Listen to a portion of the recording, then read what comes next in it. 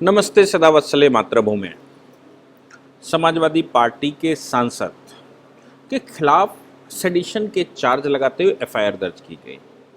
Samajwadi party के सांसद उत्तर प्रदेश के संभल से आते हैं और उत्तर प्रदेश के संभल से आते हुए उन्होंने कंपेयर कर दिया तालिबान को भारत की आज़ादी से। उन्होंने कहा कि बिल्कुल वैसे ही जैसे भारत ने स्वतंत्रता प्राप्त की, अंग्रेज़ों को भगा रहे थे, वैसे ही तालिबान भी अंग्रेज़ों को, बात तो सही है उनकी कि अंग्रेज़ ही भाग रहे थे क्योंकि अमेरिकन भी अंग्रेज ही हैं, लेकिन भारत की आज़ादी का कंपैरिजन क्या समाजवादी पार्टी के लोग, ख़ासतौर से मैं शफ़ीकुर रहमान बर्क की बात कर रहा हूँ, इतने बूढ़े, इतने इतने एजिड सांसद हैं, क्या उनको करना शोभा देता है? क्या सेडिशन चार्ज लगेंगे? देखिए, freedom of speech and expression Bharat के लिए है और आर्टिकल 19(1) में मुझे लगता है कि एफआईआर ज़रूर दर्ज कर दी गई है, लेकिन आर्टिकल 19(1) में उनको बचाव मिलेगा। क्यों? क्योंकि कोई भी अपनी स्पीच रखना, मैं ही दिन में बहुत बार कंपेयर करता हूँ, लेकिन हालांकि मैं ऐसे कंपेयर नहीं करता जैसे उन्होंने कंपेयर किया, जिस भाषा में, जिस लहजे में उन्होंने कंपेयर किया, वो तो शर्मसार है और ये एक मानसिकता को प्रदर्शित करता है। हालांकि मेरा मानना यह है कि अफ़गानिस्तान में जो कुछ भी हुआ वो एक मायने में अच्छा भी है। अच्छा इसलिए है क्योंकि जो हिंदुस्तान में जिन लोगों को डर लगता था, हिंदुस्तान में जिन लोगों को महिला अधिकारों की बहुत चिंता है, हिंदुस्तान में जिन लोगों को बच्चों के अधिकारों की बहुत चिंता है, हिंदुस्तान में जिनको इनटॉलरेंस दिखता है और ये लगता है कि now India is a intolerant country, उन लोगों को इसका एक जीता जागता प्रैक्टिकल एग्जाम्पल अगर कहीं मिलना है तो वो अफ़गानिस्तान में मिलेगा। अफ़गानिस्तान की नई सरकार ने, हालांकि पिछले 20 वर्षों के जो ऑब्जर्वेशन आए, मैं मुल्ला बरादर की बात करता हूँ, तो वो दोहा में बैठे हुए थे। दोहा में बैठकर वो आज की सिचुएशन वर्ल्ड वाइड देख तो रहे ही होंगे और वो ये भी देख रहे होंगे कि विश्व कैसे चलता है, इसलिए उनको पहले के मुकाबले अब थोड़ी बुद्धि, तालिबान 2 जिसको कहें तो उसको बुद्धि आ गई, वो डिप्लोमेटिक चीज़ें भी समझने लगा है। वो इस्लाम की ज़ातियों के साथ साथ इस्लाम जो आउटडेटेड हो चुका है, जो विधियां आउटडेटेड हो चुकी हैं, जो सोच आउटडेटेड हो चुकी है पिछले 1500 वर्ष से, जो एक जगह पर स्थिर है, कबीलों में जो स्थिर हैं, कबीलों की जो मानसिकता से बाहर नहीं निकल पा रहे हैं या सोचना भी नहीं चाहते हैं, उनको सोच कैसे बदली जाए। इसलिए मुल्ला बरादर ने कुछ तो विश्व में अब देखा ही होगा 20 साल के अमेरिका के शासन के बाद, या 20 साल में वहाँ शासन जो हुआ उसके बाद कुछ तो बुद्धि आई होगी, इसलिए वो मुल्ला बरादर ने भारत से बात करने की कोशिश करी। आपको याद होगा कि दोहा में जो वार्ता चल रही थी, उस वार्ता में भारत भी इन्वाइटी था और भारत भी मुल्ला बरादर के साथ बात कर रहा था। मुल्ला बरादर चाइना के साथ भी बात कर रहा था, पाकिस्तान तो उसका सहयोगी था ही था, इसके अलावा मुल्ला बरादर ही अमेरिका के साथ भी बात कर रहा था। उसने भारत को तो यहाँ तक कहा था कि हम अफ़गान तालिबान हैं, हमको विश्व के दूसरे कोनों से कोई मतलब नहीं, संसार में क्या चल रहा है, हम अफ़गानिस्तान को एक अलग शासन देना चाहते हैं, एक यूनिक शासन देना चाहते हैं। आपको याद होगा इस पर मैंने लेक्चर भी रिकॉर्ड किए थे और ये कहा था कि पाकिस्तान के तमाम लोग जो अफ़गानिस्तान की तरफ एंट्री मार रहे हैं, उसके बावजूद भारत ने भी उधर हाथ बढ़ाया और चूंकि तालिबान को सत्ता ट्रांसफ़र हो रही है या अफ़गानिस्तान को सत्ता ट्रांसफ़र हो रही है और अफ़गानिस्तान सरकार के साथ तालिबान की वार्तालाप शुरू अमेरिका ने की, इसलिए वो सब कुछ चल रहा था। मैं बात करता हूँ कि जो मानसिक रूप से बीमार लोग हैं, मानसिक रूप से बीमार कौन हो सकता है? आप सोच के देखिए कि ऊपर, अगर मैं ऊपर कहता हूँ कि अल्लाह बैठा हुआ है या भगवान बैठे हुए हैं या कोई अदृश्य शक्ति बैठी हुई है, तो उसने जिसको जन्म दिया हो, उसने जिसकी उम्र तय की हो, उसने जिसकी ज़िंदगी तय की हो, उसने जिसके जीने का स्टाइल तय करके उसका जन्म वहाँ दिया हो, उसने जिस प्रकार से लोगों को मानसिक रूप से तैयार किया हो, उस व्यक्ति को मारने का अधिकार उसने किसी को नहीं दिया। अब उसको अगर मारोगे या अपने आप को ख़त्म करोगे, एक तो अल्लाह ख़त्म करना चाहता है, भगवान ख़त्म करना चाहता है, तो हम जो राष्ट्र में हिंदूवादी लोग हैं वो लगातार ये कहते हैं कि जब कोई मृत्यु भी होती है तो सभी ये कहते हैं ईश्वर की यही इच्छा थी, भगवान की यही इच्छा थी, अल्लाह की यही इच्छा थी। अब वो अपने आप ख़त्म हो गया, अल्लाह की यही इच्छा थी। लेकिन ये लोग अल्लाह की इच्छा पर नहीं, अपनी इच्छाओं पर चलने वाले लोग हैं, इसलिए आत्महत्या के लिए कन्विंस हो जाते हैं, दूसरे की हत्या करने के लिए कन्विंस हो जाते हैं। जो आत्महत्या करने के लिए कन्विंस हो, ऊपर वाले के द्वारा बनाई गई किसी भी जीव को जिसमें प्राण है उसको मारने का जिसका स्वभाव बन गया हो, अपने आप को मारने का स्वभाव बन गया हो, महिलाओं बच्चों पर अत्याचार करने का स्वभाव बन गया हो, या दूसरों के प्रति द्वेष भाव रखने का स्वभाव बन गया हो, और अगर ये कायनात सिर्फ अल्लाह ही है संसार में, तो क्रिश्चियनों को भी अल्लाह नहीं बनाया होगा, हिंदुओं को भी अल्लाह नहीं बनाया होगा, और सभी को अल्लाह ने बनाया होगा। अगर सबको अल्लाह ने बनाया तो अल्लाह क्या करता, फैक्ट्री बंद कर देता, क्रिश्चियनों में कोई पैदा नहीं होगा, हिंदुओं में कोई पैदा नहीं होगा, सिखों में कोई पैदा नहीं होगा, और यहूदियों में कोई पैदा नहीं होगा। वो तो सर्वशक्तिमान होगा, इसलिए वो तो मना कर सकता था।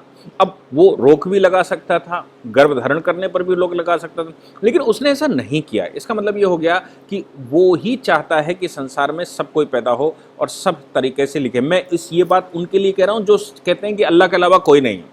तो फिर अब अपने को फिर इसके बावजूद मारना, दूसरे को काफिर समझना, दूसरे की हत्या करना, क्या अल्लाह के किए हुए काम का ये विरोध नहीं है? क्या अल्लाह के विरोध में नहीं जा रहे हैं?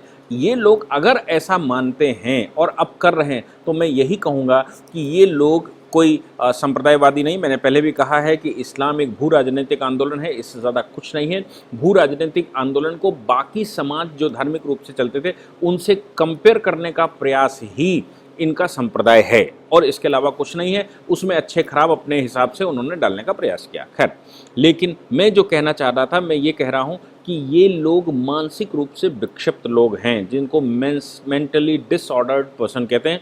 अगर ये मेंटली डिसऑर्डर्ड ना होते तो शायद विश्व को आज के नज़रिए से देखना सीख जाते, और एटलीस्ट अपना नज़रिया अगर वो संरक्षित रखते, अपने आप को वो जैसे मेंटेन रखते, जैसे कॉन्स्टिट्यूशन के आर्टिकल 29, 30 ने ये कहा है कि भाई अपनी संस्कृति, अपने संस्कारों को आप बचाने का अधिकार रखते हैं, ये आपका मूलभूत अधिकार है, तो आप बचा कर रखिए।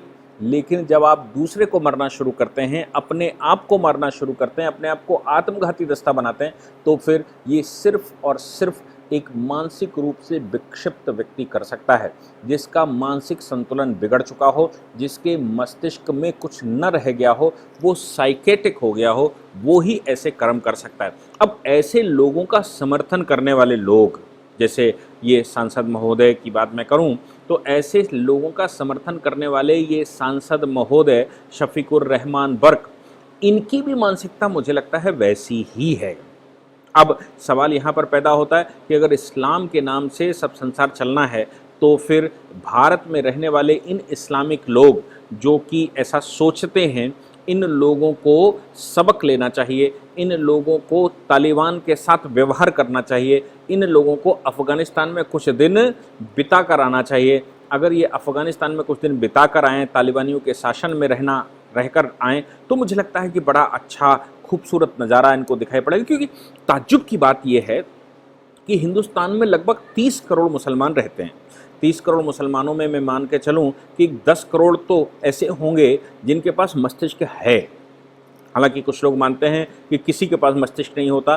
क्यों? क्योंकि अगर ये मानसिक विक्षिप्त ना होते तो शायद ये मुसलमान ना होते। लेकिन मैं फिर भी मानकर चलता हूँ कि लोग मस्तिष्क वाले होंगे, और जो चारों ओर का परिवेश है उस परिवेश से बाहर निकलना बड़ा मुश्किल काम है, उस सोच से बाहर निकलना बड़ा मुश्किल काम है। इसलिए उनको अच्छाइयाँ अच्छी जगह पर दिखती हैं, बुराइयाँ बुरी जगह पर नहीं दिखती हैं।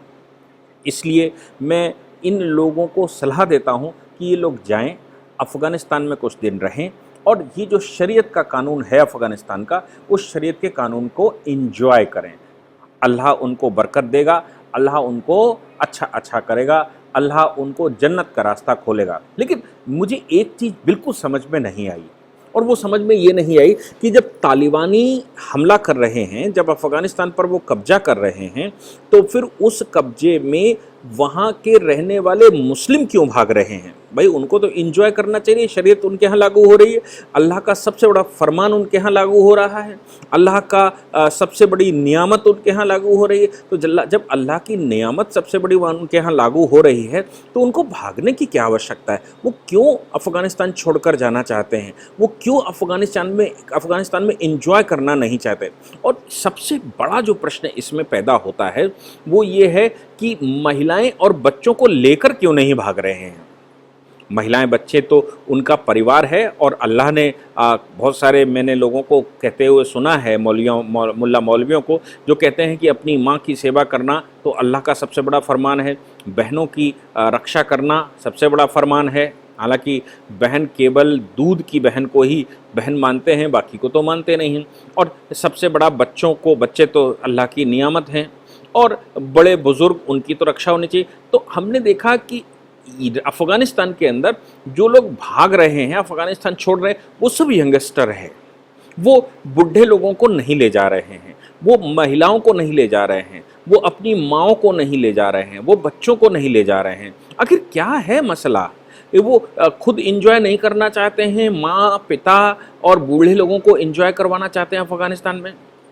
कुछ दिन तो गुजारो अफ़गानिस्तान के तालिबान में, मुझे लगता है ये मैसेज होगा, इसलिए ये सारा प्रयास चल रहा है। लेकिन भारत में ताज्जुब की बात है कि भारत में रहने वाले 30 करोड़ लोगों में से एक व्यक्ति ने भी क्रिटिसाइज़ नहीं किया। मैंने नहीं सुना कि एक व्यक्ति ने भी क्रिटिसाइज़ किया हो और ये कहा हो कि तालिबानी वहाँ पर गलत तरीके से घुस गए हैं, तालिबानी शासन नहीं होना चाहिए, इस्लाम का शासन ज़रूर होना चाहिए, लेकिन तालिबानी इस्लाम स्वीकार नहीं है जो महिलाओं बच्चों के साथ गलत करे। महिलाओं को गोली मारनी शुरू कर दी गई हैं, महिलाओं के साथ अभद्रता करना शुरू कर दिया, क्योंकि पुरुष घर छोड़ छोड़ कर भाग गए हैं। अब महिलाएं किसके लिए हैं? तो महिलाओं के लिए तो तालिबान बेचारे ज़माने से चारों ओर देश के पड़े हुए थे और बिना महिलाओं के पड़े हुए थे, उनको तो एंजॉय करने का अवसर मिल गया है। और क्यों ना मिले, क्योंकि आपको याद होगा कि खलीफा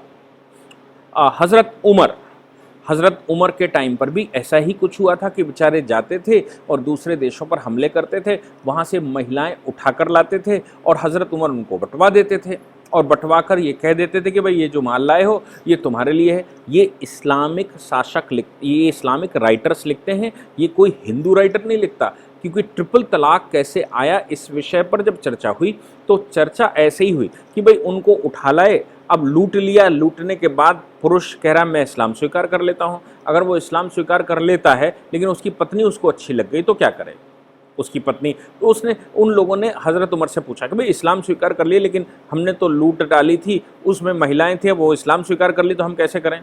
तो उन्होंने कहा दबाव बनाकर उससे तलाक दिलवा लो, और तुम्हें क्या करना है, उस महिला के साथ जीवन भर थोड़ी ना करना है, तुम उसको तलाक दिलवाओ, तलाक के लिए बाद वो हराम हो जाएगी, जब उसके लिए हराम हो जाएगी तो वो पुनर्निकाह करेगा क्योंकि पति पत्नी है, तो फिर उसके लिए उसको हलाला का प्रिंसिपल ले आओ, 1 रात गुजार लो, 2 रात, 10 रात, 10 दिन, 15 दिन, महीने भर, जितने दिन तुम्हें रहना है उस महिला के साथ रह लो, फिर उसके बाद तुम उसको तलाक बोल देना और वो जाकर अपने पुराने पति के साथ रहेगी, तुम एंजॉय कर लेना, तब तक तुम वहाँ लूटपाट करके दूसरे देश में चले ही जाओगे, वहाँ पर भी यही करना। इस प्रकार से ट्रिपल तलाक का कॉन्सेप्ट आया, ये मुस्लिम राइटर लिखते हैं। तो आप सोच सकते हैं कि अब ये तालिबान भी, हज़रत उमर की अगर ये सेना मानी जाए तो तालिबान भी अब बेचारे दूर दराज के क्षेत्रों में पड़े थे, युद्ध लड़ रहे थे, अब पुरुष वर्ग वहाँ से भाग गया है या भाग रहा है, तो महिलाएं तो अब तालिबानियों के लिए ही अफ़गानिस्तान में छूट गई हैं। इसलिए अब जो इस्लामिक ओरिजिनल कॉन्सेप्ट है, मैं चूँकि मुस्लिम नहीं हूँ इसलिए मैं बहुत अच्छे से उसको नहीं जानता, लेकिन जो दिखता है मैं उसके आधार पर बोल सकता हूँ। तो ये जो ओरिजिनल इस्लामिक कॉन्सेप्ट है उसके अनुसार तो महिलाएं अब उन आक्रांताओं की हो गई जिन आक्रांताओं ने अब वो क्षेत्र लूट लिया है, उस क्षेत्र में वो बैठ गए हैं। तो हिंदुस्तान में तो रहने वाले लोग मुझे लगता है डेमोक्रेसी को थोड़ा बहुत तो फॉलो करते ही हैं, और यहाँ पर कहा जाता है कि संसार में अब अगर मुसलमान सबसे ज़्यादा सुरक्षित है, बकौल मुसलमान नहीं, बकौल ह्यूमन राइट वालों के, तो वो हिंदुस्तान ही है। और चूंकि हिंदुस्तान में वो सबसे ज़्यादा सुरक्षित है, इसलिए हिंदुस्तान के लोगों को तो कम से कम ये बात कहनी ही चाहिए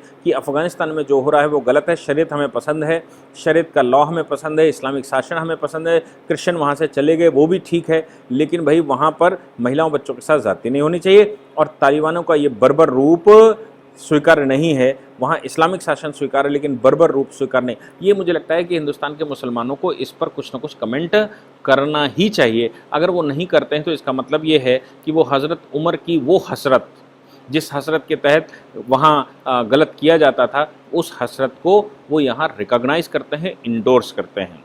लेकिन जिस प्रकार ये इनका स्टेटमेंट आया शफीकुर रहमान का स्टेटमेंट दुर्भाग्यपूर्ण है और इनको मुझे लगता है कि अफ़गानिस्तान में कुछ दिन के लिए भारत सरकार को भेज देना चाहिए। वहाँ से जो यात्री हम ला रहे हैं, यहाँ से प्लेन खाली जा रहे हैं, तो उनको यहाँ से कोई ऐसा किराया भी नहीं लगना है, उनको यहाँ से बिठाकर वहाँ छोड़ देना चाहिए। वो इन्जॉय करें, तालिबानी शासन को इन्जॉय करें। और भारत में रहने वाले जो लोग शरीयत को बहुत अच्छा पसंद करते हैं, और मुझे लगता है कि चूँकि वहाँ सारे मुल्ला हैं, तो भारत में जितने मुल्ला और मौलवी हैं, ख़ास तौर से मुल्ला, मौलवी, खानकार या आलिम, इनको सबको मुझे लगता है कि एक बार अवसर ज़रूर देना चाहिए कि वो अफ़गानिस्तान में जाकर 2, 4, 5 साल, 10 साल तक अफ़गानिस्तान में शरीयत को एंजॉय करें। शरीयत एंजॉय करने के बाद जब उनको ये महसूस हो कि नहीं शरीयत पूरी भर गई है और खूब एंजॉय कर ली गई है, तो जितने ज़िंदा बचें उनको फिर हिंदुस्तान में लाकर उनकी प्रदर्शनी लगानी चाहिए और ये करना चाहिए कि भैया आप पूरे देश में अब एक मैसेज दो और बताओ कि अफ़गानिस्तान का शासन अच्छा है, ख़राब है, तालिबान को कितना एंजॉय किया आपने, कितना वहाँ के शासकों को एंजॉय किया, वहाँ कितना शरीयत को एंजॉय किया।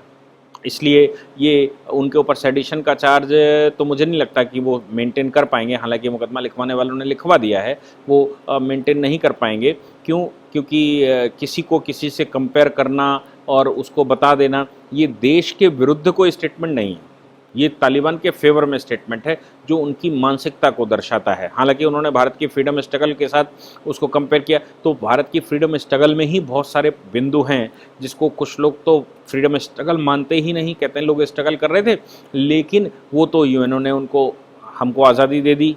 यूएन में वर्ल्ड वार की वजह से, thanks to second world war लोग कहते हैं, सेकंड वर्ल्ड वार की वजह से मिल गई। ये बहुत सारे एब्रीविएशन हैं, इन पर चर्चा अगर करेंगे तो बड़ी लंबी हो जाएगी कि ये रिसर्च का वर्क का कार्य है। तो लेकिन मानसिकता ये सैफुद्दीन साहब की सामने आई है और समाजवादी पार्टी की मानसिकता समझ में आई है, हिंदुस्तान में रहने वाले आलिमों की मानसिकता समझ में आई है, हिंदुस्तान में रहने वाले मौलवियों की, मुल्लाओं की मानसिकता समझ में आई है। हाँ, कुछ महिला तो बोल रही हैं, कुछ महिलाएं, मैं हिंदुस्तान की महिलाओं को सैल्यूट करता हूं कि हिंदुस्तान की महिलाएं टीवी चैनलों पर जाकर बोल रही हैं और वो साफ तौर पर कह रही हैं कि भैया ऐसा शासन बिल्कुल नहीं चाहिए, ऐसा कोई इस्लाम एंजॉय हमको नहीं करना जैसा कि तालिबान एंजॉय करवा रहा है अफ़गानिस्तान में। लेकिन हिंदुस्तान में रहने वाले मुल्ला, मौलवी, आलिम ये कुछ नहीं बोल रहे हैं, इनको तो कुछ कहना ही चाहिए। हालांकि हिंदुस्तान के कुछ लोगों जैसे दारुल उलूम के लोगों ने ये कह दिया कि भैया वो तो अच्छा हो गया, आज़ादी हो गई। ऐसी आज़ादी मुझे लगता है हिंदुस्तान के मुल्ला, मौलवी, आलमियों को बहुत अच्छे से एंजॉय करनी चाहिए। इसलिए भारत सरकार से मैं विनती करता हूं कि इन लोगों को अफ़गानिस्तान में छोड़ दीजिए ताकि अफ़गानिस्तान में जाकर ये भारतीयों के विषय में कुछ अच्छा सोच सकें और कुछ अच्छा समझ सकें कि वाकई में तालिबानी शासन कैसा होता है और तालिबान का मतलब क्या है। Thank you very much.